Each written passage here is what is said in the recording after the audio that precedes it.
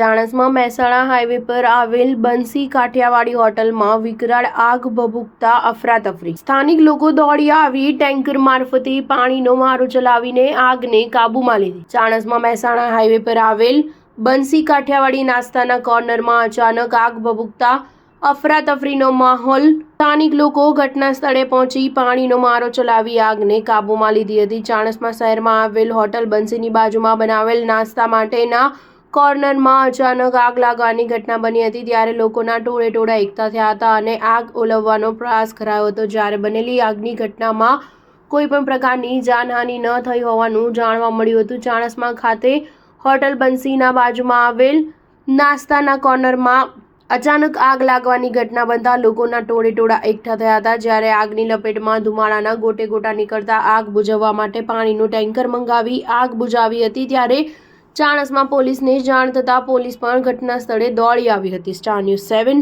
Patan.